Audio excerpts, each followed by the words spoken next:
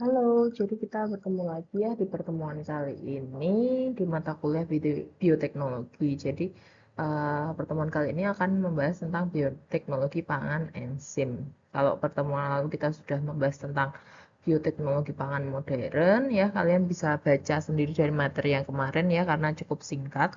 Nah, untuk yang materi kali ini saya sertakan pembahasannya begitu ya. Jadi ini kita masuk pertemuan ke 12. Lalu setelah libur kita akan membahas bioteknologi fermentasi dan deteksi molekuler. Ini outline dari presentasi kali ini ya. Kita akan membahas tentang pendahuluan, jadi enzim itu apa, komponen-komponennya, prinsip kerja, penamaannya, faktor yang mempengaruhi kinerja enzim, dan aplikasi enzim. Jadi ini sebenarnya materi-materinya itu mungkin sudah kalian dapatkan ya di kimia pangan begitu, atau kemarin waktu bioteknologi awal-awal kita juga sudah membahas sedikit tentang enzim. Jadi ini review sekaligus pendalaman kalau belum mendapat gitu ya. Tapi kalau udah mendapat ya kalian tinggal mereview aja. Jadi yang pertama, enzim itu apa sih? Jadi enzim adalah biomolekul organik kompleks. Biasanya tersusun atas polipeptida atau protein globuler. Jadi protein globuler itu yang bentuknya bulat-bulat gitu ya. Jadi nanti enzim itu terdiri dari protein-protein globuler nanti bergabung menjadi satu. Makanya nanti berat molekulnya itu besar. Lalu enzim memiliki bentuk tertentu yang dapat spesifik terutama pada sisi tempat berikatan dengan substrat. Sehingga enzim hanya berikatan dengan substrat yang spesifik atau terbatas. Jadi nanti enzim itu sisi aktifnya itu spesifik bentuknya untuk menyerupai bentuk dari substrat yang akan diikatnya. Jadi nanti enzim, misal enzim amilase gitu ya. Enzim kan biasanya belakangnya itu ase-ase gitu ya. Kalau enzim amilase berarti nanti substratnya amilum gitu ya, atau amilosa. Itu nanti ya dia hanya bisa mengikat substrat tersebut, nggak bisa nanti dia mengikat laktosa misal gitu, nggak bisa. Sama halnya misal dengan enzim laktase. Nah, dia nanti sisi aktifnya itu bentuknya spesifik untuk laktosa. Jadi dia mengikatnya hanya laktosa saja, nanti glukosa nggak bisa terikat, seperti itu. Nah, teknologi enzim ini definisinya adalah penggunaan enzim dalam berbagai proses industri. Jadi tidak tidak terbatas pada industri pangan, tapi bisa industri peternakan, industri kulit gitu ya. Nanti ada aplikasinya di belakang selain pada industri pangan, bisa juga industri kesehatan seperti itu.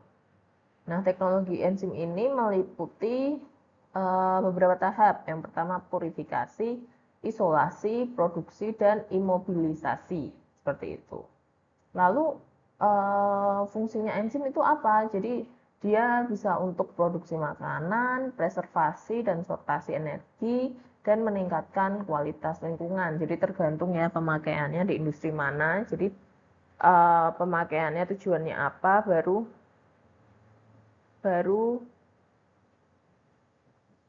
pemakaiannya tujuannya apa, baru enzimnya yang dipakai itu apa gitu ya. Nah, ini definisi lebih lengkapnya ya tentang enzim. Jadi enzim itu struktur 3D yang kompleks, bentuknya globular ya, bisa kalian lihat ya.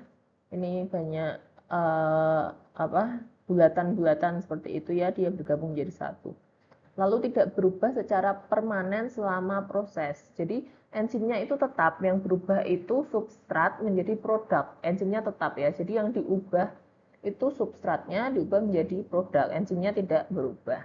Terdiri dari 200 sampai 1000 residu asam amino yang berikatan secara kovalen. Ini ya, dia berkumpul menjadi satu, berikat menjadi satu. Jadi dia besar gitu ya, kumpulan-kumpulan residu asam amino. Lalu spesifik untuk substansi tertentu. Seperti yang tadi saya bilang, kalau misalnya laktase ya dia mengikatnya laktosa gitu ya. Proteasa mengikatnya protein yang dipecah-pecah seperti itu. Nah, fungsinya apa sih? Fungsinya enzim ini menurunkan energi aktivasi. Menurunkan energi aktivasi ini maksudnya gimana? Jadi misal kalau reaksi tanpa enzim gitu ya, butuh energinya lebih tinggi. Misal energi itu kan bisa berupa panas gitu ya. Jadi misal kalau tanpa enzim itu butuh panasnya sampai 100 derajat Celcius misal, tapi reaksi menggunakan enzim bisa menurunkan, jadi misal hanya 40 derajat Celcius misal seperti itu. Nah, itu yang dimaksud dengan menurunkan energi aktivasi. Lalu enzim itu adalah molekul protein yang berperan untuk mempercepat reaksi kimia pada sel hidup, sehingga disebut biokatalisator. Karena dia di sel hidup ya, bio, dan mempercepat katalisator, jadi disebut biokatalisator. Maksudnya bagaimana? Jadi maksudnya seperti ini sudah ya saya bahas di pertemuan sebelumnya. Jadi enzim itu berfungsi sebagai katalis ya. Katalis itu apa? Katalis itu mempercepat reaksi kimia dalam organisme hidup dengan menurunkan energi yang dibutuhkan untuk memulai reaksi atau energi aktivasi gitu ya. Jadi ini grafik energi terhadap waktu. Yang merah ini kalau dengan katalis atau dengan enzim gitu ya. Yang biru ini tanpa katalis. Nah, kita lihat nih, energi yang pada grafik bukan biru ya, maksudnya hijau, energi pada grafik hijau ini tinggi ya. Sedangkan energi reaksi dari grafik merah itu hampir setengahnya gitu ya. Jadi inilah yang dinamakan enzim berfungsi sebagai katalis karena dia bisa mempercepat reaksi dengan menurunkan energi aktivasi seperti itu.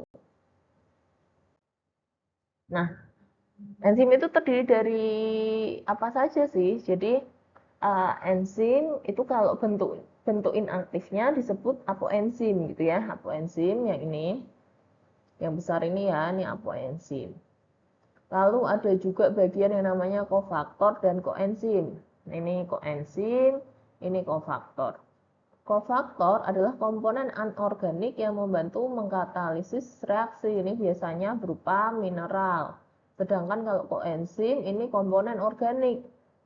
Biasanya berupa vitamin gitu. Nah, kalau holoenzim merupakan bentuk aktif dari enzim. Jadi kalau apoenzim sudah bergabung dengan kofaktor dan koenzim, dia membentuk holoenzim, yaitu enzim yang aktif. Nah, untuk tempat mengikatnya substrat itu di mana? Itu tempatnya di sisi aktif. Ini di sini ya, ini namanya sisi aktif. Ini bagian yang berfungsi untuk mengikat substrat. Jadi nanti substratnya yang terikat di sini itu ya bentuknya sama dengan sisi aktifnya, seperti itu. Lalu gimana sih prinsip kerja dari enzim? Jadi prinsip kerja dari enzim itu enzim mengikat substrat. Nih ya, enzim mengikat substrat membentuk kompleks enzim substrat. Lalu dia bereaksi, lalu menghasilkan produk. Nih, jadi enzimnya tetap ya. Jadi ini enzim, ini substrat. Lalu enzim ini kan mengikat substrat ya, membentuk kompleks nih, yang di tengah ya kompleks. Lalu dia bereaksi, habis itu dia menghasilkan produk nih. Jadi kan ini enzimnya nih berarti maltase, maltase dia substratnya maltosa. Lalu bereaksi atau dipecah dengan enzim membentuk 2 glukosa kayak gitu. Jadi yang berubah adalah substratnya ya, substratnya dari maltosa berubah menjadi produk 2 glukosa. Sementara enzimnya ini tetap begitu ya. Itu yang dinamakan prinsip kerja enzim. Nah, prinsip kerja enzim ini ada 2 model. Yang pertama itu lock and key hipotesis atau teori gembok dan kunci. Jadi kalau kalian bayangin gembok dan kunci. Kunci itu kan kalau masuk ke gembok itu tuh harus yang spesifik gitu ya. Kita nggak bisa ganti kunci gembok A dengan misal kita buka dengan kunci B gitu kan nggak bisa ya. Jadi kalau gemboknya A ya kuncinya harus A, seperti itu. Dia spesifik gitu.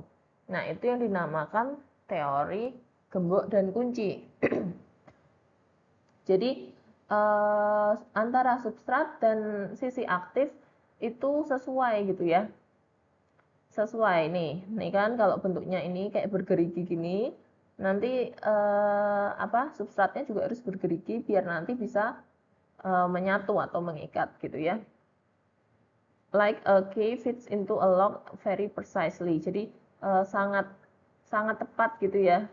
Bentuknya sangat spesifik. Jadi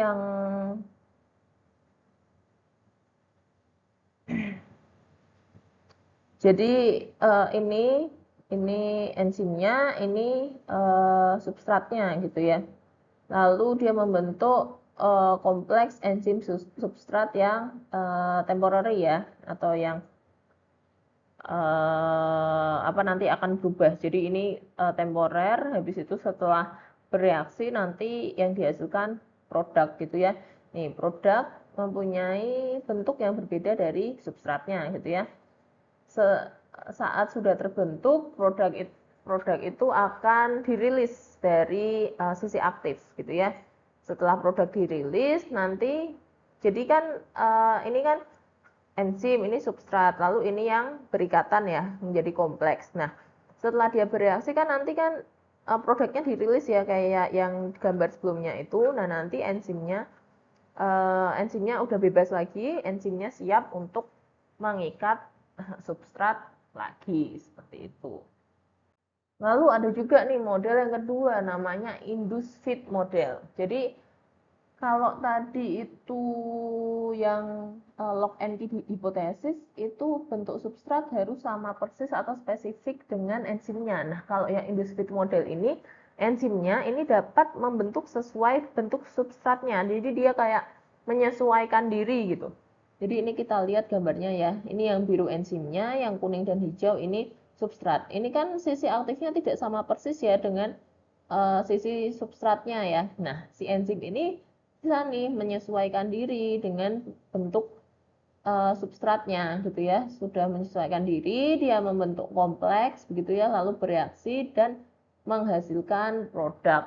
Saat sudah menghasilkan produk, dirilis dari sisi aktifnya. Nah, atau terlepas ya dari sisi aktifnya. Nah, nanti ini enzimnya ini dapat bereaksi lagi dengan substrat yang lain, seperti itu. Jadi kalau induced feed model, enzimnya bisa menyesuaikan bentuk sesuai dengan substratnya.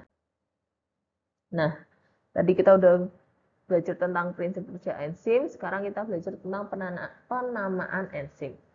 Jadi enzim itu biasanya berakhiran ase pada substrat atau reaksi enzim. Contoh, urease. Nih, berarti urease ini enzim ya, berarti substratnya urea. Karena biasanya nama enzim menyesuaikan nama substrat tapi ditambahin ase gitu ya. Terus itu yang nama substrat. Selanjutnya ini yang contoh reaksinya. Jadi glukosa oksidase. Jadi enzim ini nanti berfungsi untuk mengoksidasi glukosa menjadi asam glukonat gitu ya. Jadi penamaan enzim itu bisa berdasarkan substratnya atau bisa berdasarkan proses reaksinya begitu. Nah, selain ase, nama enzim ini juga bisa berakhiran in. Jadi contohnya papain gitu ya. Papain itu kan akhirannya bukan ase tapi akhirannya in, tapi dia juga merupakan enzim. Nah, ini enzim dari mana sumbernya? Dari papaya gitu ya, karena namanya papain. Jadi gitu. Ada yang berdasarkan substratnya, ada yang berdasarkan reaksinya, ada yang berdasarkan sumbernya gitu ya. Jadi biasanya akhirannya bisa ase atau bisa in. Nah, penamaan enzim ini tuh ada aturannya yang mengatur itu International Commission of Enzyme. Jadi, komisi ini mengembangkan nomenklatur sistematis dan skema klasifikasi enzim. Jadi, enzim itu ada nama trivialnya, ada nama sistematisnya, ada nomor EC-nya atau Enzyme Commission, sama reaksi spesifik. Jadi, contoh nih, contoh enzim amilase. Nah, enzim amilase tuh punya 4 nama nih, tergantung nama trivial, nama sistematik, atau nomor EC, atau reaksinya. Jadi kayak alias gitu loh, jadi ini namanya punya 4 nih. Kalau nama trivialnya atau nama pasarannya atau nama yang nama umumnya itu namanya alfa amilase. Tapi kalau nama sistematiknya itu alfa 1,4 glukan 4 glukanohidrolase. Kalau nomor EC-nya itu 3.2.1.1, reaksinya itu hidrolisis alfa 1,4 glukan link. Jadi dia berfungsi untuk memecah ikatan itu ya di alfa 1,4 begitu. Nah, nomor EC-nya ini itu tergantung dari kelasnya. Jadi nanti kita akan belajar enzim itu punya 6 kelas dan setiap kelasnya itu punya subkelas. Nah, nanti penamaan enzimnya itu berdasarkan kelas dan subkelasnya gitu. Jadi misal kalau 3.2.1.1 berarti enzim amilase itu termasuk ke kelas 3, subkelas 2, lalu prosesnya 1.1 seperti itu. Nah, ini jadi ini kelas-kelas dari enzim. Jadi ada 6 kelas ya dari enzim. Itu berdasarkan jenis reaksinya. Jadi yang kelas pertama itu ada oksidoreduktase, kelas kedua ada transferase, kelas ketiga hidrolase, kelas keempat liase, kelas kelima isomerase, dan kelas terakhir atau kelas keenam adalah ligase. Nah, ini masih penamaan enzim ya berdasarkan nomor kode enzim atau dari enzim commissionnya. Jadi digit pertama itu nomor urut dari salah satu 6 pembagian umum. Jadi tadi misal dia masuk nomor kelas keberapa nih 1 sampai 6 gitu kan, ada 1 2 3 4 5 6. Nomor 2 itu subkelasnya, nomor ketiga subkelas dan jenis reaksi yang lebih detail lagi. Lalu nomor 4 adalah nomor seri dalam subkelas tersebut. Nah, ini contohnya nih. Ini yang pertama sub kelas pertama gitu ya. Jadi kelasnya 1 oksidoreduktase. Nah, subkelasnya ini ada 1 sampai 11. Ini contoh-contohnya ya. Kalau subkelas 1 itu bekerja pada gugus CHOH. Subkelas 2 bekerja pada gugus keton atau aldehida sampai selanjutnya sampai subkelas 11 itu bekerja pada gugus H2O2. Lalu kelas kedua transferase, ini punya subkelas 1 sampai 8 gitu ya. Ini kalian baca aja ya. Yang penting kalian tahu kalau enzim itu terdiri dari 6 kelas.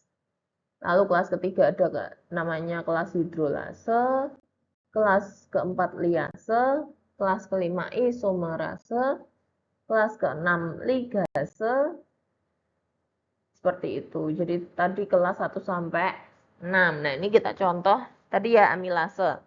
Nama trivialnya itu alfa amilase, sistematiknya alfa 1,4 glukan 4 glukanohidrolase, nomor EC-nya 3.2.1.1. Jadi ini kita lihat di pohon enzim commission-nya ya. Jadi amilase itu termasuk kelas hidrolase, subkelas glikosilase, lalu jenis reaksinya glikosidase gitu ya. Jadi glikosidase ini itu berperan maaf. Jadi enzim tersebut berperan untuk menghidrolisis O dan S glikosil compound ya. Jadi dia berperan dalam menghidrolisis komponen ini gitu. Lalu jenis reaksinya atau nanti namanya alfa amilase begitu. Jadi nanti ada kayak pohonnya gitu. Jadi dia bertahap gitu ya 3.2, 3.2.1, 3.2.11 begitu. Ini kalian biar tahu aja nih bagaimana sih penamaan dari enzim tersebut. Selanjutnya, kinerja enzim tentu nggak bisa sama terus ya. Jadi pasti ada faktor-faktor yang mempengaruhi kinerja enzim. Kenapa sih? Karena enzim itu kan kalau kita belajar ya enzim kan itu kan tadi dari residu asam amino gitu-gitu ya. Berarti dia golongan protein gitu kan. Nah, protein itu kan dipengaruhi oleh suhu, pH seperti itu ya.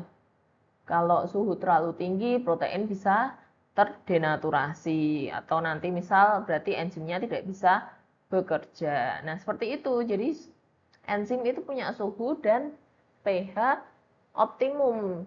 Optimum ini maksudnya apa? Jadi optimum ini pH dan suhu di mana enzim itu bekerja paling optimal gitu. Jadi kalau misalnya di bawah suhu atau pH tersebut dia misal kerjanya lebih rendah, tapi di atas itu juga lebih rendah. Jadi dia seperti kurva gitu loh, ada titik puncaknya atau titik maksimalnya. Jadi dia nggak bisa misal di semua suhu dia bisa bekerja secara maksimal, itu tidak bisa. Jadi dia pasti punya suhu optimumnya seperti itu.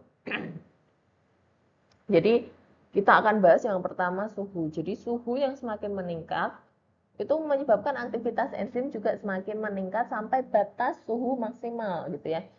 Jadi jika sudah mencapai suhu batas maksimal, enzim akan mengalami kerusakan karena panas sehingga aktivitasnya berkurang.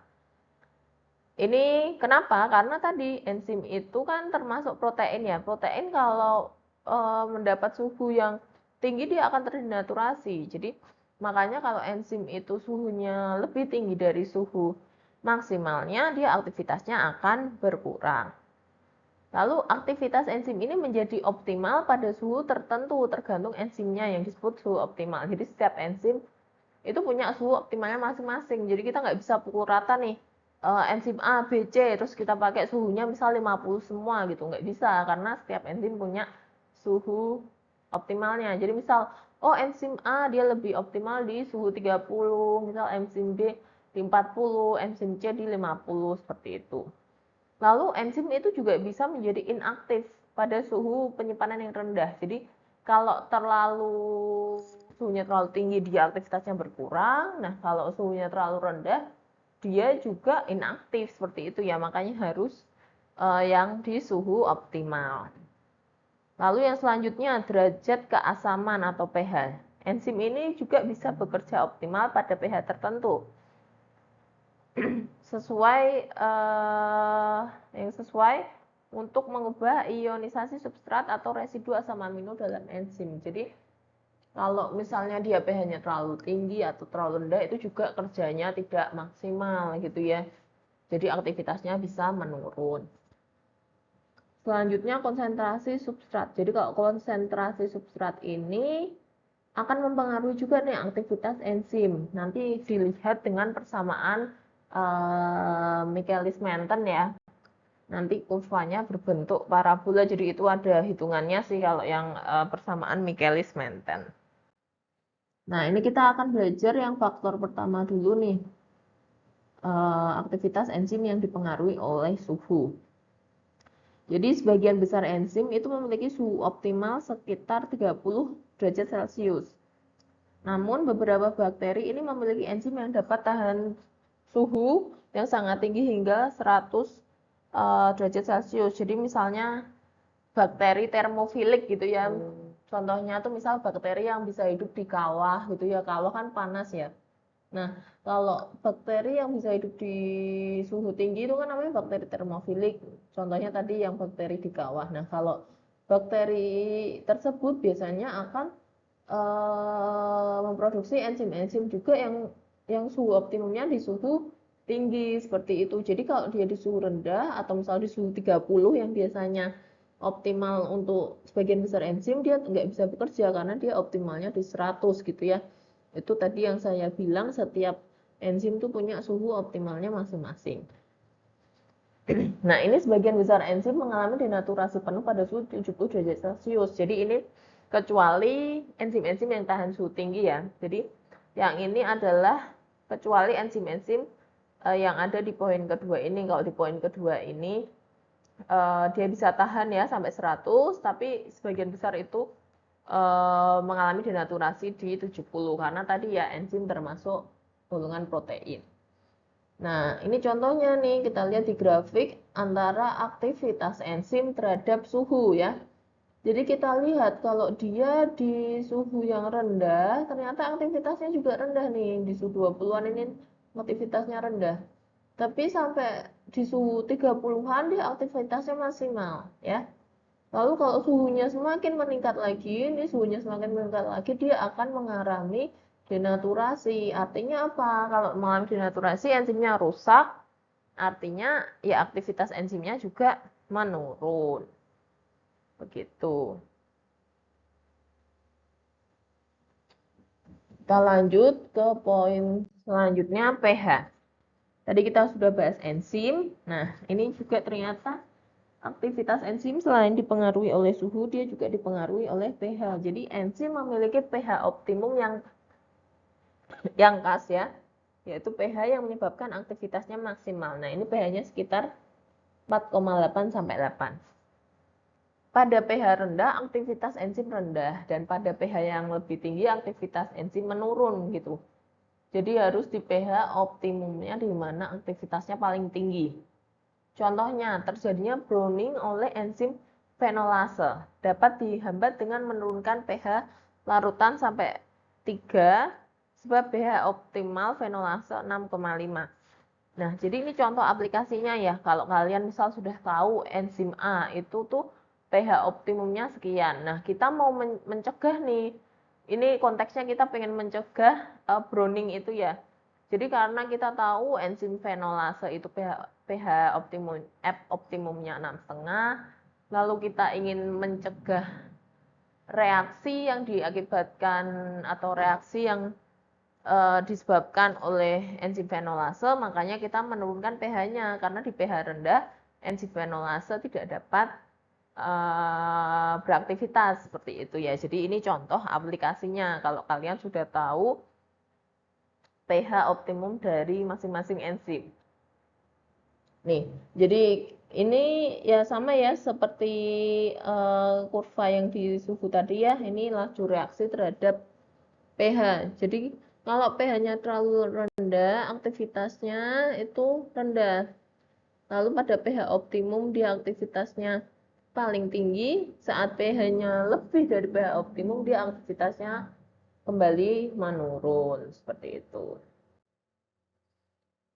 Lalu pH optimum dari beberapa enzim ini bisa kalian lihat nih di sebelah sini ya, sebelah kanan. Jadi setiap enzim tuh punya pH-nya masing-masing. Jadi misal ini contohnya tuh pepsin dan tripsin. Jadi kalau pepsin itu pH optimumnya justru di pH yang sangat asam ya, di pH yang sangat rendah.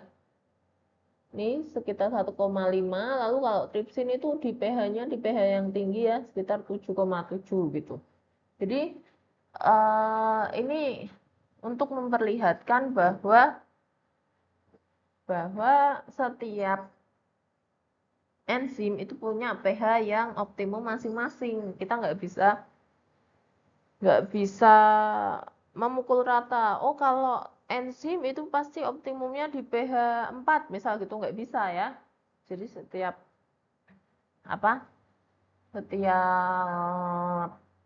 enzim punya pH-nya masing-masing. Jadi contoh kalau pepsin kan di saluran pencernaan ya, dan dia biasanya di kondisi yang asam, makanya dia optimum di pH yang rendah begitu. Lalu yang ketiga ini pengaruh konsentrasi substrat terhadap kinerja enzim ya. Jadi pada konsentrasi substrat yang amat rendah, kecepatan reaksi pun amat rendah. Jadi karena kalau misalnya substratnya rendah, otomatis kan gimana? Mau mengubahnya menjadi produk gitu ya, karena substratnya sedikit gitu ya. Maksudnya bisa tapi nggak cepat gitu ya. Lalu kecepatan reaksi ini akan meningkat dengan meningkatnya konsentrasi substrat. Jadi semakin banyak yang bisa diubah atau semakin banyak substratnya, kecepatannya akan meningkat. Namun, pada titik tertentu peningkatan konsentrasi substrat tidak dapat meningkatkan kecepatan reaksi. Hal ini kenapa? Karena enzim itu menjadi jenuh. Jadi nggak bisa berfungsi dengan lebih cepat. Jadi misalnya gini, kita ibaratkan enzim itu angkot gitu ya, lalu substrat itu penumpang.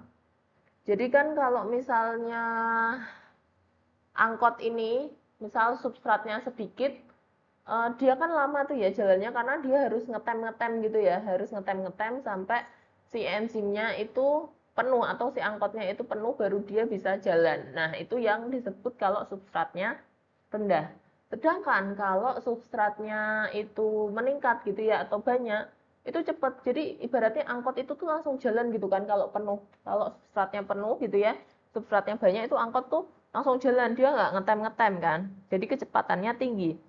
Tapi di satu titik misal penumpangnya banyak sekali sampai sampai angkotnya itu penuh. Jadi ada di satu titik di mana angkot itu nggak bisa menerima substrat lagi gitu. Kenapa ya? Karena angkot itu penuh gitu loh, sampai nggak bisa menerima penumpang lagi. Nah, itu analoginya ya antara substrat dan enzim.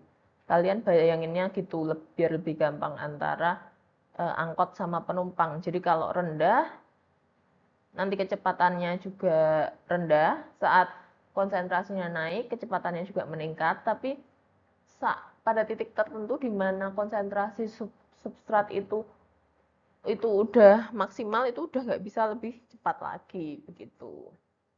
Nah, pada saat kecepatan reaksi tidak berubah lagi, maka enzim mencapai kecepatan maksimumnya. Jadi ini udah kecepatan maksimum yang udah nggak bisa naik lagi gitu ya, makanya disebut kecepatan maksimum. Nah, nanti grafiknya akan seperti ini nih, kecepatan reaksi terhadap konsentrasi substrat. Ini ada cara perhitungannya ya, tapi ini maksudnya jadi begini. Ini kalau konsentrasinya substrat meningkat gitu ya, semakin banyak kan konsentrasi substratnya ke sini, itu kecepatannya juga semakin bertambah nih ya. Jadi misal substratnya di sini kecepatannya sekian, substratnya meningkat gitu ya, substratnya meningkat ke sini ya, kecepatannya juga meningkat. Nah, begitu seterusnya sampai dia mencapai Vmax atau kecepatan maksimum. Kalau di titik ini gitu ya, kita tambahin lagi substratnya ya, misal segini gitu ya, dia nggak akan di titik naik gini, dia nggak akan di titik naik ini, dia akan tetap di titik ini, udah di titik ini stabil terus karena dia sudah mencapai Vmax-nya. Jadi nanti grafiknya tuh nggak naik terus gitu, enggak, tapi dia naik sampai titik maksimalnya, terus sudah, kalau sudah mencapai titik maksimalnya dia udah nggak bisa naik lagi seperti itu. Ini yang dinamakan dengan kecepatan maksimum tadi ya. Nah, lalu bagaimana sih penggunaan enzim ini di dunia industri? Jadi aplikasi enzim di dunia industri itu ada macam-macam ya. Ada industri deterjen, industri pengolahan susu, ada industri kecap, flavor, bir, pengempuk daging, bakery, lalu industri sutra dan kulit, lalu ada juga dunia medis dan peternakan, serta bidang bioteknologi mutakhir. Ini kita akan bahas singkat ya, satu persatu. Jadi misal yang pertama di industri deterjen. Jadi ini protease ya, karena bangkanya kan ase-ase, maaf ini typo. Jadi protease ini merupakan enzim pemecah protein, gampangnya prote, berarti protein, ase enzim. Jadi enzim pemecah protein. Nah, pengguna terbesar enzim protease ini adalah industri deterjen. Adanya komponen enzim protease di dalam deterjen itu dapat membantu daya bersihnya terhadap sejumlah kotoran yang merupakan protein. Jadi kotoran-kotoran gitu itu kan biasanya dari protein. Nah, makanya di deterjen itu ditambahkan protease untuk memecah protein tersebut gitu. Selanjutnya di industri pangan ini ada industri pengolahan susu atau pembuatan keju. Jadi penggunaan protease kedua terbesar adalah industri pembuatan keju yang memanfaatkan protease renin. Ini kita sering bahas ya, renin, renet gitu ya. Nah, jenis protease tersebut digunakan untuk menggumpalkan protein susu sebelum diperam menjadi berbagai jenis keju. Jadi kalau susu dibeli renin, nanti kan whey dan kaseinnya akan terpecah gitu ya. Lalu setelah itu curd-nya nanti diambil gitu ya, lalu nanti dicetak seperti itu, kemudian diperam. Nah, mikroorganisme yang dapat menghasilkan protease surfarenin yaitu dari mikroorganisme mukor dan endothia gitu. Jadi nanti reninnya ini nggak diambil lagi dari anak sapi, tapi diproduksi dari mikroba. Selanjutnya di industri kecap, flavor, bir, pengempuk daging, dan bakery. Jadi kalau untuk di kecap, itu penambahan protease digunakan untuk mereduksi waktu pembuatan kecapnya. Jadi proses produksinya menjadi lebih efisien.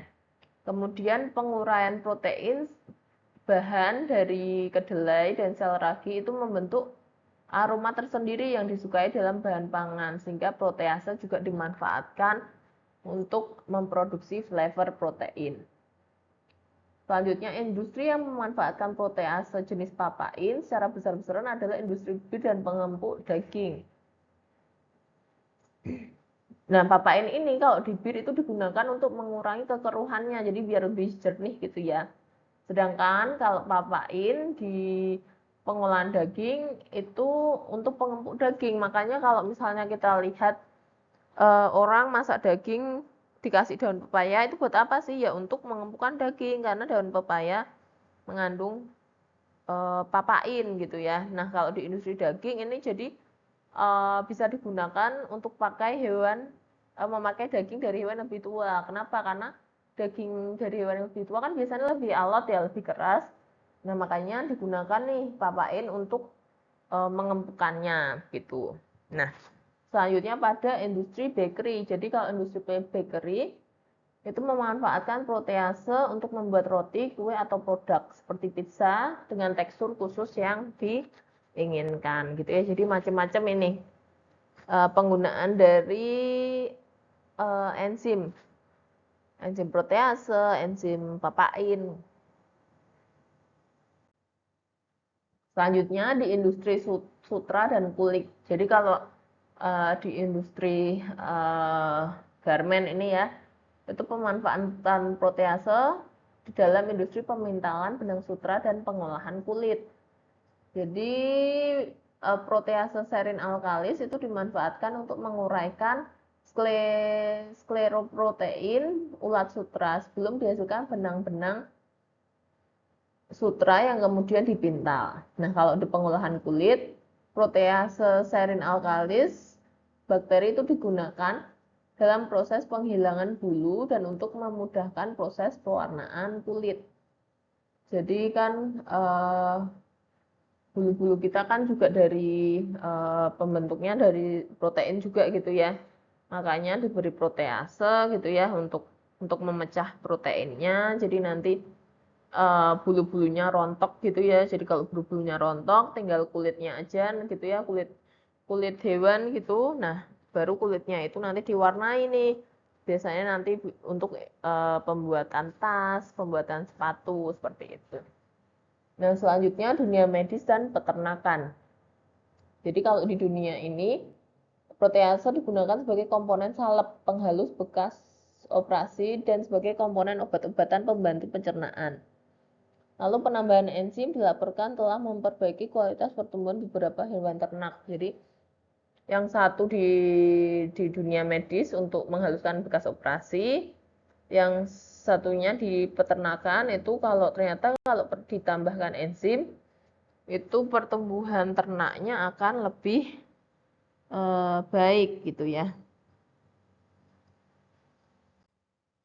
Selanjutnya protease dan bioteknologi mutakhir atau terkini ya. Jadi protease ini dimanfaatkan dalam teknik bioteknologi mutakhir, misalnya proses ekstraksi dan isolasi DNA menggunakan proteinase untuk menguraikan komponen protein sel yang dapat mengganggu atau bersifat sebagai kontaminan. Protease tripsin, kimotripsin, dan termosilin dimanfaatkan dalam teknik penderetan asam amino. Nah, hal ini penting untuk cloning dan rekayasa protein. Protease juga dimanfaatkan untuk analisis protein yang bersifat terapeutik, sehingga pengolahan sejumlah serta pengolahan sejumlah protein rekombinan.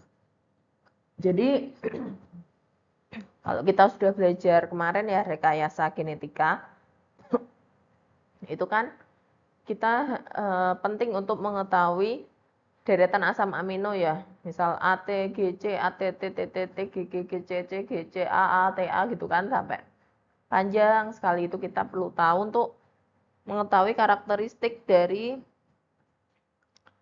organismenya begitu ya. Nah, di sini nanti protease ini bisa berperan nanti misal untuk memotong-motong gitu ya, memotong-motong deretan asam aminonya begitu. Jadi nanti mana yang mau kita pakai gitu deretan asam aminonya. Jadi misal untuk kalau mau ambil gen target gitu ya kan harus dipotong ya dari genomnya itu, makanya bisa memakai enzim-enzim tersebut. Contohnya seperti itu. Nah, selain itu ternyata protease ini juga bisa berperan dalam industri kesehatan gitu ya karena sifatnya terapeutik gitu ya, yang berhubungan dengan kesehatan.